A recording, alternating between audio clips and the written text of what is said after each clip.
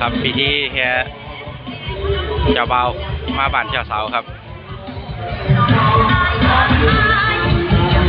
งานแต่งช่วงส่งท้ายปีเก่าต้อนรับปีใหม่2565ครับผม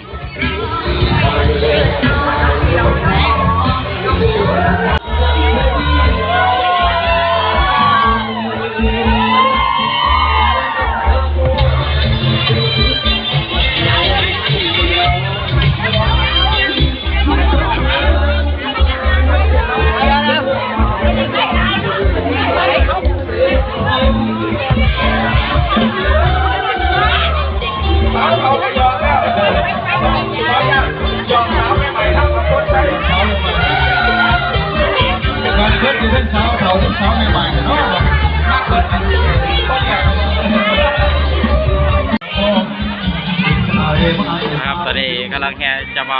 บ้านเจ้าสาวครับได้เวลาดีเลิกงามดีครับ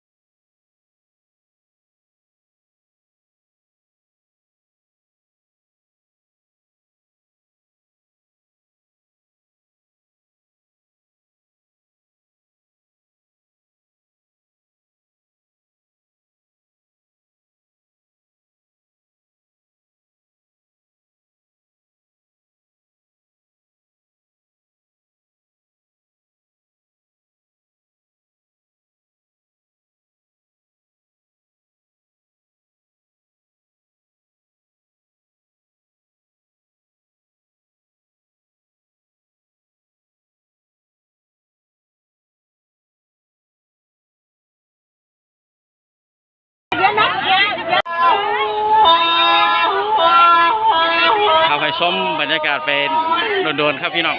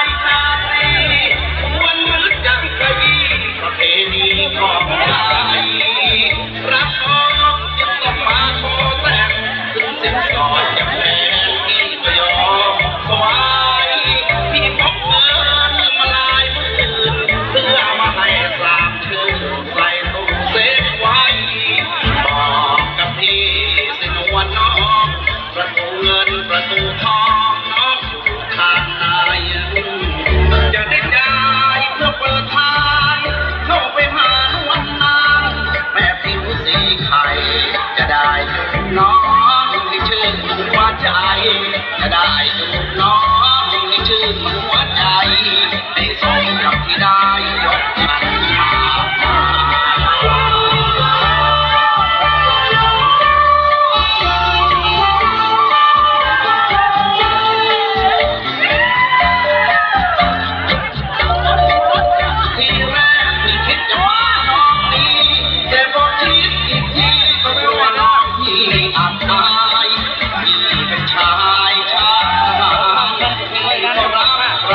เข้าไปเบิ่งกันนะครับ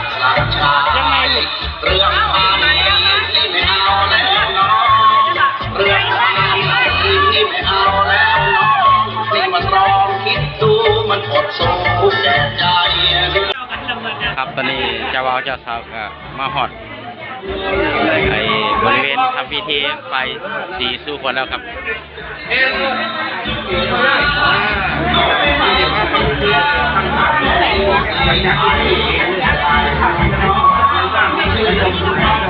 นะครับภาพบรรยากาศในงานแต่งครับหรือสิเห็นทางไก่เดียวไปครับตอนนี้กำลังบ่ายสีเจ้าบ่าวเจ้าสาวอยู่ครับ โดยพ่อพามครับมีพลังแข็งแร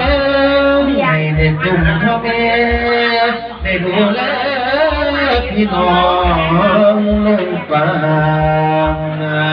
โอ้ตัวคนเนื้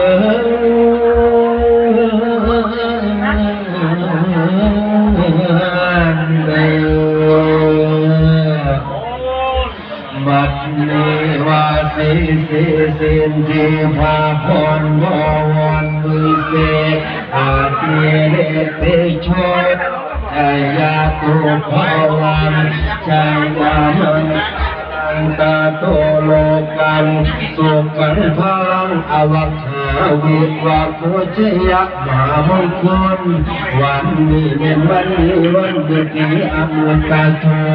ต่อไปนี่เดินต่อไปจันขันหาไปนี่เดินกันหน้าไม่แก้วต่อยังเหลือจริงในแต่งข้าคนเสลอเสลเสลายมีทางฝ่ายผูกแขน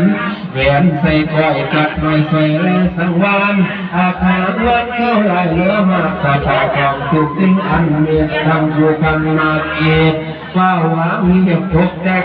ดามาเฮาเราป้องเกี่ยวใส่พระควันมาเดินวันต้นเต่ามีทั้งเต่าต้นกว่าใครดีใครหนึ่งยังกอดก็ได้ยอดไทยพระสะพนเกียรติยนลงมาแต่มือขวาก็เป็นอาทักษะคุณสีคุณพันสมศรีงามสภาทานจึงมีพระราชอาสยาคงสิทธิชยังพระพรบ่งอนมีเสกาติเลปิโชชายสุภวังคุยหังคังกะโทกังสุขังพลังอวังหามิวะโคชยะมหามังคลานิดังนี้เป็นเขาพุทธโตเป็นปีสำเร็จที่ใจยาโยกปากอบโยกเป็นปีเนื้อกว่าตามจนก็ระบบกันแต่งไว้กันดอกไม้ลกลมเห็นตาหันก็มาลังตาเจ้าโพดปวดเข้าไปในเงินขาวลูกสาวโกลูกสาวกลางลูกสาวลาเพิ่นข้ามากพออยากแก่ดีหลีบุญเป็นดีพ่อแม่เท่าแก่และตายายโยนเลี้ยงปีไม้ฝากขมองกันสามคือเบาห้ามมาอมนางงามกาดกว่าบ่ให้ห่างเป็นสองก็เป็นดองฮักกินลูกแก้วกินเลี้ยงประสงค์ผู้คงสาตายายเกิดผู้เจ้าแล้วตกแต่งคุณแกงถามได้หนักลูกแก้วเมื่อแล้วจึงงอมาที่ท่านมาคำพาความมองเราเรื่องรับเจ้าเมื่อหลายท่านตายายพ่อแม่เขาแก่ความรองสาวเอาลงห้ามมาซอยโยกมาวันเมืองผู้อายุได้ไรได้ไรคนคนเก่าผู้เป็นหัวว่ามาดูบ้านลูกค้ามาดู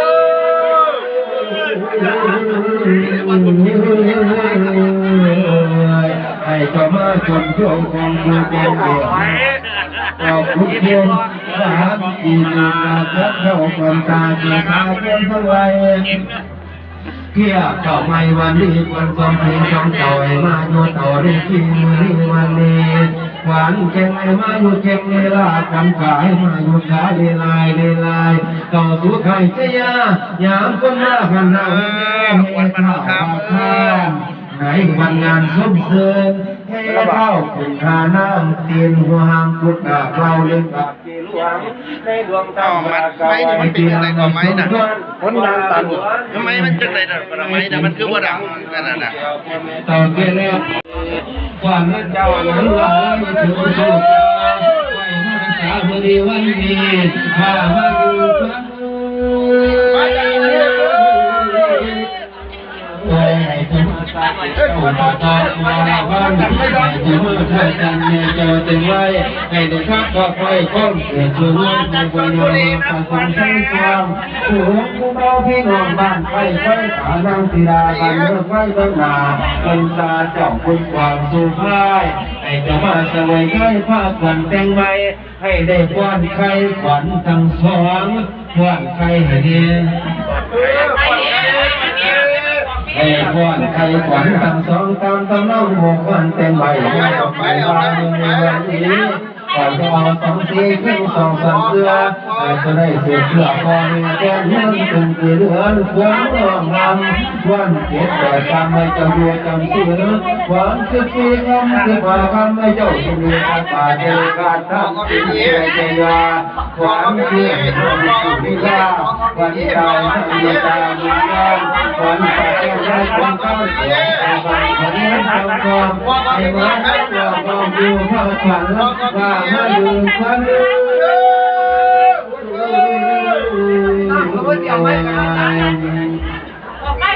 มื่อนี้แห่งเมืองนี้วันนี้เป็นวันเฮาเพื่อเผาตัวเป็นสาวประวันวันนี้เผาภายในแดนเมืองก็วันนี้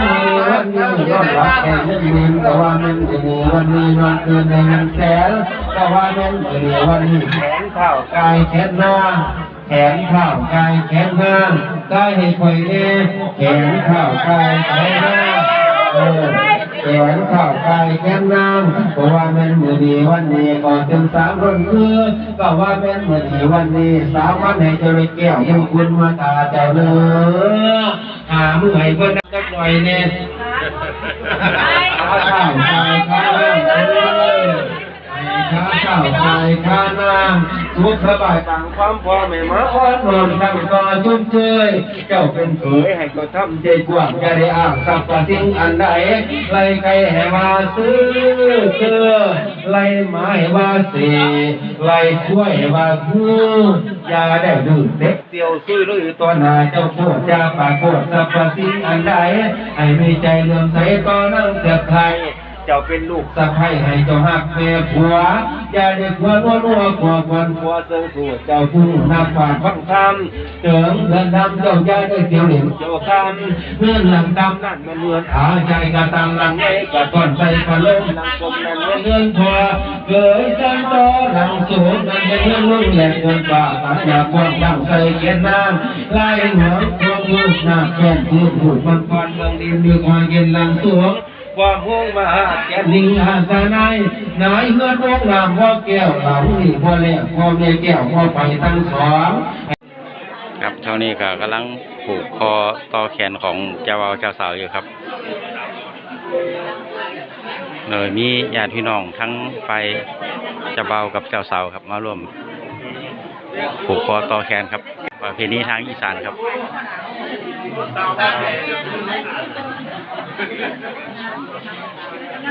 ลูกไฟต่ำนะ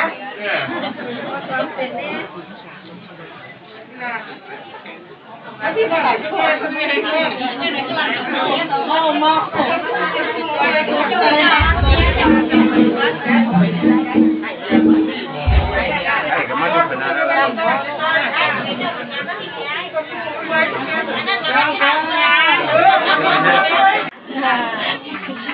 ตรงกันวะอันนี้ตรงกันเลยเดี๋ยวมีโยมแม่มึงอ่ะขอได้ไหมน่ะแม่เม็ดเป็นท้ายรูปย่างดี1 2คนนี้นะจ๊ะคนนี้เลยคนนี้ปั่นหนักคือปั่น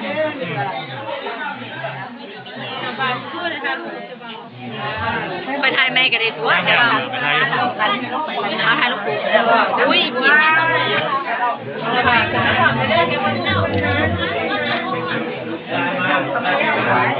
ด้มาป่ะ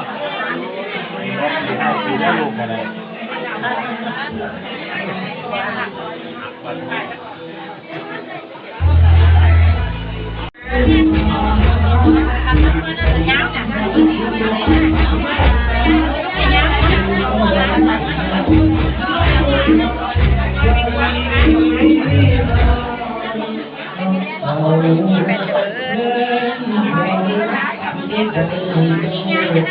เ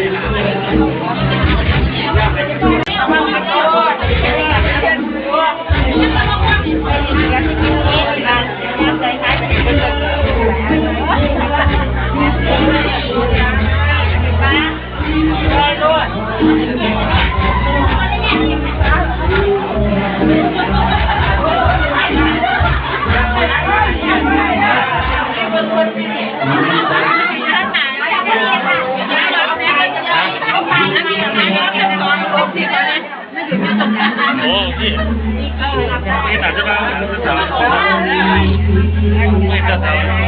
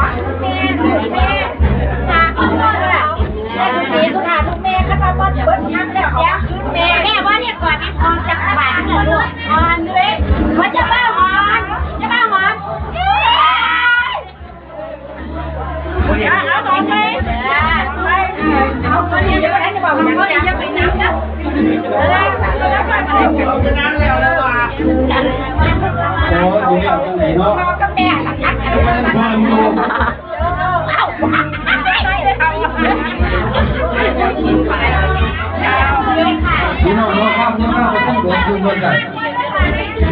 ไปแล้วค่ะที่ว่าให้ดังนี้ก็ได้ นั่นแหละเอาไปเอาไป มาจากผู้ใดยังท่านในกลุ่มเราจะไปทำงานได้หมายเลยคุณต้องสุภาพเด็กอร่อยอยู่เป็นจิตต่อเด็กอร่อยอยู่อร่อย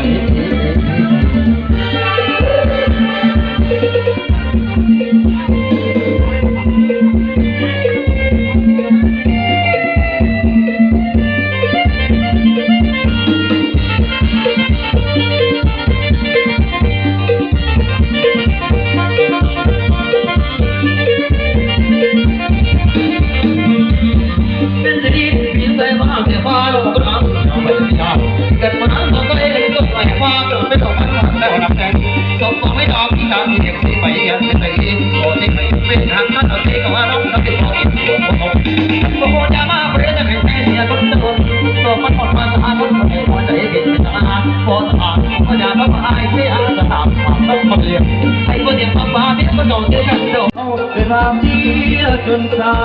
วสิ่งนั้นภาษาอย่างเป็นเขาเดียวจะเดียแม่เอ้ยที่แต่คำประเดี๋ยวประดองใจภาษาที่พระเจ้าภาษาขึ้นโดนที่พระเจ้าภาษาขึ้นโดนการเราได้สักคนภาษาคนพันทีภาษาเยสนนักคนเดียอ๋อเสียงผู้สูงในแล้วเมื่อตอนคนเสียทั้งเวทีในเด้อไปกันต่อครับเอาล่ะพวกอะไรน้ำมูน้องด้วยธนากรต่อกันแล้วกันครับในช่วงนี้วันเสือน้ำพีน้ำนองกันต่อครับเชิญก่อนจากเจ้าไปขอสักหน่อยเห็นหน่อยเห็นหน่อยเห็นหน่อยคิดถึงสายเสียงน้อยกันหน่อยจบก่อนอย่าเพิ่งเปลี่ยนไปมีแฟนใหม่เป็นไปจากเธอผมเรียนว่าน้ำดอกตาหวานทำงานมาจากกับพี่น้องป่วยคณะต่อกับพี่ตาพร้อมกันเราได้แต่คนใช้ครับแต่เสียงเป็นกอบในครับนะครับไอเชื่อมโยงครับและการเครื่องเสียงดีๆเพื่อที่ไม่ต้องน้อยจากวัฒนามีสีครับโอกาสหน้าฝ่าไม่พบกันสำหรับวันนี้ขอบคุณมากสวัสดีครับ